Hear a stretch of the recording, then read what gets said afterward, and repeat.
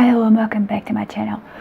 I'm going to bring out another autistic related video for you guys. As we know, basically, since we're still in the pandemic together, basically I thought since we're stuck at home, maybe since the parents has their children, this is all about basically the ones that have children on the autism spectrum, or maybe also for children with other special needs. This may help basically on how to motivate your children in 7 ways basically, and hopefully in saying this that we can actually meet the needs of the kids no matter what age they are, hopefully no matter what, if they're on the spectrum or not on the spectrum. So hi all, my name is Aspie and I'm all about creating and educating you all videos about mental health and autism, as well as sharing my life stories with autism and mental health, along with taking you with fun and games, along with also in saying this advocating and creating the awareness and understanding based on autism and mental health. So if you're into any of these and more, feel free to smash that subscribe button on the bottom right hand corner and turn on the notification bell so you don't miss any future videos. So as I said before, I'm just going to hopefully do one more last topic about the autism stuff, even though as we know that there has been many people that has maybe stopped talking about stuff based on autism for now on their channel that I've been following to raise awareness and understanding about autism. But I'm just going to hopefully bring out to you guys basically one more for you guys. So the best approach to solving this problem, to figure out what is causing it in the first place, of kids screaming, yelling and whatever else it may be. Could it be boredom? Could it be just seeking out attention or what have you? Or a good place to start here is you could question yourself what the assumption is. If a child won't do something, that there's a reason. If they won't, it's because they can't. But figuring out why not, take some detective work for our adult teachers or whoever it may be that are looking after children on the spectrum and off the spectrum with special needs. As you start this process, please ask yourself if your expectations of meeting your child is at their developmental age, because as we know with some autistic children, basically, as I said in one of my videos based on it, that as they age, some of them may have their comprehension and understanding level less than it should be, so to speak, and some maybe on the other hand may have a high IQ or what have you, or above average IQ level or more. While the lack of motivation issue has nothing to do with the intelligence, so don't get that mixed up, the social emotional age of our bright verbal autistic children can fall well behind their biological age by about 1/3. There's not enough research to give the exact stat here though, however, just to let you know, but this lag is a common experience among individuals and is widely reported by parents, teachers and whoever it may be. They may also just move much slower as they cycle through their tasks that are given. This rule of thumb is that they do half of the work in twice the time. So again, as I said in one of the videos, it's important maybe when you're setting out the tasks for your children, basically to break them into smaller chunks bit by bit so that they can see what needs to be done. It may look as if they aren't motivated to do a task at hand, but it's critical to understand what slower processing speed means before jumping to conclusions about intent. With that in the back of your mind right now, let's take a look at some of the factors that may contribute to what looks like a lack of motivation in your child. If you can address the underlying issues, you may be able to help your child to peel him or herself away from Fortnite or whatever they're doing, or putting down the graphic novels, or stop watching unboxing videos and focus on the important chores that you've set them out to do, responsibilities and opportunities as well. Autism is just another way of being human, so the reasons can be widely varied, but here are some common autism related issues that can impact motivation. So you got to remember, autistic children are wired differently. As I said before, I can't stress it enough. Brain-based skills called executive functions, as I've talked about basically what executive functioning is like for me, which I'll link in the icon above me and in the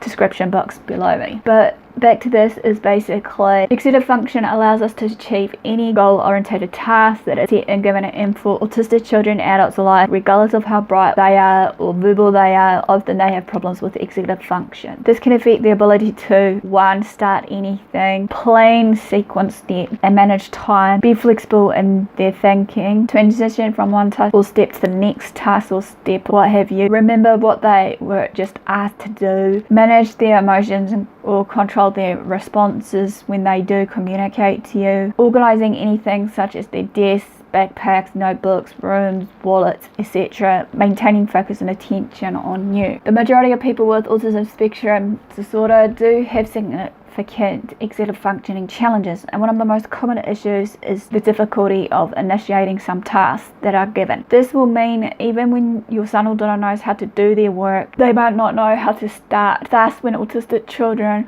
refuse to do a seemingly reasonable task, consider that they might be communicating, I don't know how to start that. If we understand this, we can find some strategies that may help the child to get started and get through what we are asking them to do. Most importantly, when doing this, you got to remember it takes time time and patience as well with this, as well as and also knowing the child, what they are in their levels of understanding versus their communication and their developmental age and what have you, as I said before. Just as importantly, maybe we can get teachers to stop editorializing the behavior as labeling them as lazy, difficult to handle, or just difficult in some retrospect, weird, zoned out, inattentive, won't focus, rude, oppositional, etc. Perhaps we can also get them to stop suggesting solutions or posing questions that are both offensive and outside of their areas of expertise.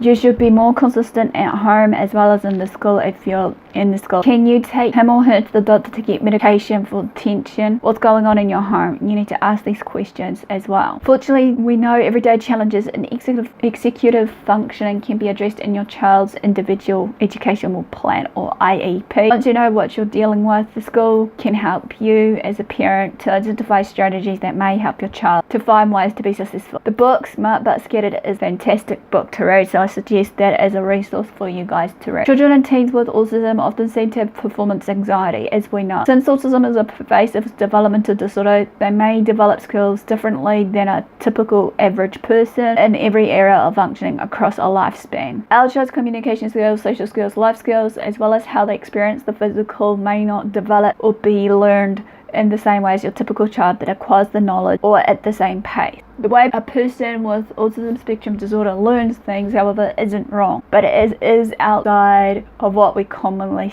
see. There's a lot of patients with different in our society. We talk the talk, quote unquote, but don't uniformly walk the walk. What does this mean for your child? Often it means that she is corrected in every area of function in every setting by everyone from the time he or she is old enough to understand the language and communication process. Over time, our children can shut down and stop trying.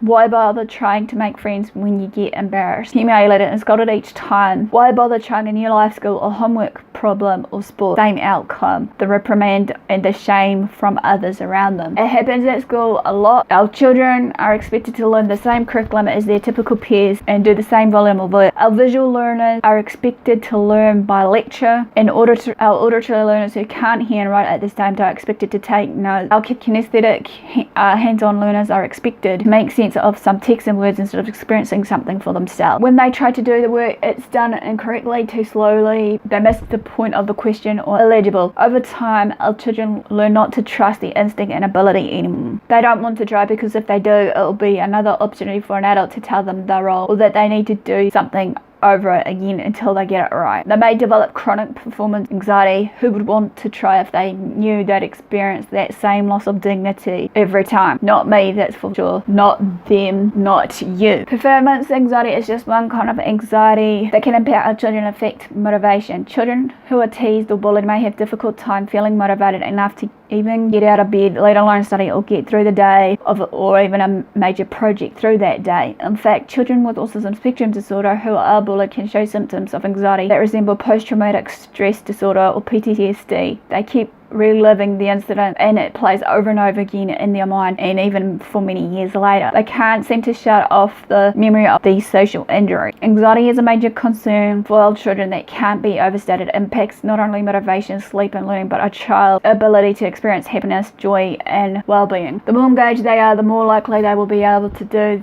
or to try what is expected of them. Children with autism spectrum or Asperger's syndrome often have narrow interests, but they can become quite the experts in those expertise areas that you know and have heard about so many times before. It can be frustrating for parents to try and expand those areas. However, often our children want to do nothing but eat, sleep, game, or eat, sleep and talk about horses as a classic example. Experts in the field of Asperger's syndrome know the intense interest in the challenges in getting our children to participate in anything else is the part of the package. It can go hand in hand with being an autistic learner. And I have mentioned before basically about like interests and obsessions with autistic children, which I'll link in the iCard and in the description box below. Think of the level of engagement as a light switch, as a classic example for you guys. When a child with autism is interested in something, the energy levels, body language, posture, voice and facial expressions are all turned onto the on position. They are really interested in what they are sharing with you or what you are sharing with them. Their light, quote unquote, can stay on all day and they'll be a happy camper. But if presented with a topic of no interest that hasn't been made relevant or seems like an overwhelming task for them, watch that light switch. The voice, posture, the energy, zap,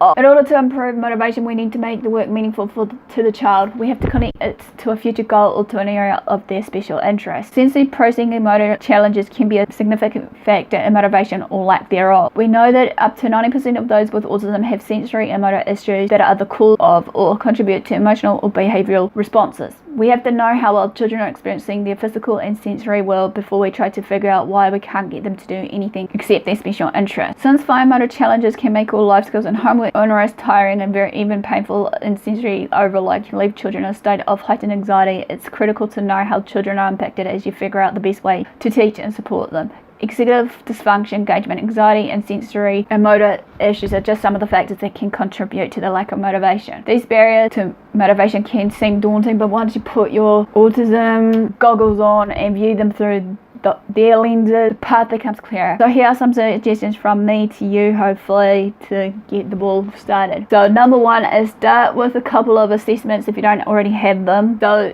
get a thorough occupational therapy assessment, including a sensory assessment. This document should be completed by an occupational therapist with additional university courses completing in sensory processing. Also get a complete psychoeducational assessment, including an evaluation of executive functioning skills. Results from this report, along with sensory processing information, can let you know if a child's difficulty with motivation may stem from learning environmental or sensory differences. Use the documentation to improve your child's support within the IEP program. Number two, keep the child focused on the future. Your child is 12 years old, as an example maybe, and wants to be a game designer. They are academically capable, but you can't get them to do language-based work. They're telling you that writing an essay is useless and pointless. Projects are boring and hard to do, and besides, they can never think of anything to write about. How can you make this homework have value to the child? How can you make it relevant so that they understand how the skill ties into their future? Show them. Make the future real in your eyes and in their eyes. School can be such a challenging place for our kids that at the end of high school seems so far away and insurmountable.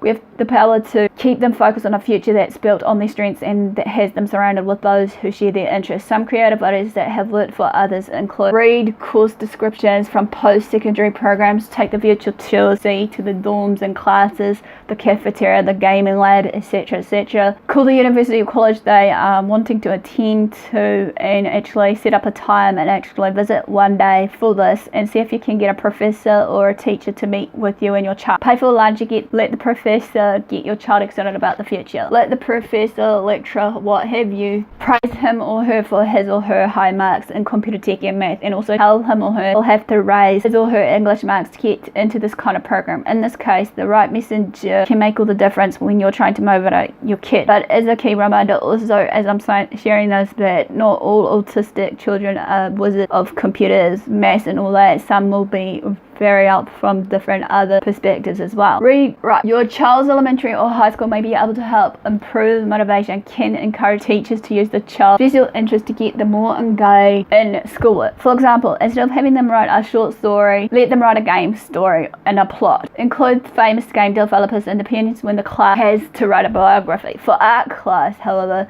let them create the video game cover art. There is no end to the creative ways to teach the relevance of the work we require them to do if we can hook into the areas of interest. Parents and teachers can use strategies that will help the child be successful with the task. Do they need a visual supplement or support whatever you told them verbally? This could be a list of the steps of a chore or a project at hand, or maybe just putting the expectation onto a calendar. Poor working memory may mean they don't remember what you asked them to do, so use visual, be it whatever form of visual, be it if it's basically a calendar, a timetable, or what have you, to list down the tasks that's needed to be done from, the time they get up to the time they get to bed and what have you. It may work wonders. Most children on the spectrum are strong visual learners, as we know. Expectations should match the child's abilities and skills. We often expect our autistic children to learn things just because we've shown them a few times over and over again, or because they're old enough, so we feel they should be doing it in their own time and pace. Keep in mind though that anxiety can make it impossible to remember what we know. When we are anxious, our thinking brain goes offline and our emotional brain kicks in. When children with autism are allowed to learn in an environment that doesn't assault their senses, this can help them manage and regulate their behaviours and emotions in the school setting and at home. This means that's one less barrier to doing what is expected of them. Make sure they understand the value and relevance of what you are asking them to do. No one likes doing things that are unpleasant or hard. If we understand why we are doing it, it can make it easier to get through or even get started through the day for what's needed to be done of that set given task. Try to test anything that's causing or contributing to anxiety. He, she being bullied or teased is critical that schools find a way to make this stop. He, she is afraid to try for fear of being incorrect. Teach intolerance of making mistakes by living your life out loud. That means let him or her see you make some mistake and calmly try again. Let their teacher do the same. Reinforce him or her for making a mistake and sticking with it to try again. If he or she is less fearful of making a mistake, he or she may be more motivated to try it. Encourage your school to teach your child to self-calm, to reduce anxiety in the everyday school setting they're in. Again, this can be a part of your child's educational individual plan, or IEP I should say, if it's a documented need. Some school boards have mental health nurses on board or social workers that can work directly with your child to teach these things, as well as maybe many other special need teachers. Others have staff that are knowledgeable and experiencing in implementing some programs for sensory and self-regulation, like the zones of regulation or the incredible 5-point scale. Don't forget to praise or reinforce your child for effort, not just for achievement. Saying we bribe our children, however, I'm saying that when they find a way to initiate something, we may say, "Thanks, Hon, appreciate it." Other children may be motivated by seeing boxes checked off on a list of steps or chores that they need to do throughout the day. You know your child's best interest at heart. Recognize their efforts and achievements in ways they respond to. One caution though to let you know basically is be genuine in your response and careful not to overdo it. Some of our children are very uncomfortable with praise and attention or attention and find this kind of reinforcement patronizing and uncomfortable. For those children, you are the true expert. It's still necessary to recognize them when they've had to extend their effort to do something you know has been difficult for them. For those children, your response might be much more low-key. It might be something like, "I appreciate what you did." A final note here, we do not grow out of being on the autism spectrum. If we need visual support, our memory, our learning and our executive functioning needs, then we always need them in the form of one way or another. Even as an adult, I'm sure many of you use visuals every day for yourselves. I'm one of them. I know I would be lost without my cell phone, tablet and computer, whatever electronic devices and everything else, as well as the paperwork of calendars that's on my phone, emails and whatnot, and my to-do list versus just lists of stuff that needs to be broken down each day, since I'm already a planner. Without them, I'd be more lost than I already am. Just make the supports that you provide for the child that is age appropriate and appealing, basically, and that will help to motivate them to buy in. However, if there's anything that you want to share, how you help your children and motivating them, let me know in the comment section below. Feel free to share these videos. Feel free to follow me on my social medias as it comes out. Feel free to also smash the like if you like this. And all for the do, guys, thanks for support, thanks for watching. Do what you love what you do. Until next time, Aspie signing out, and I'll see you again soon. Ciao for now.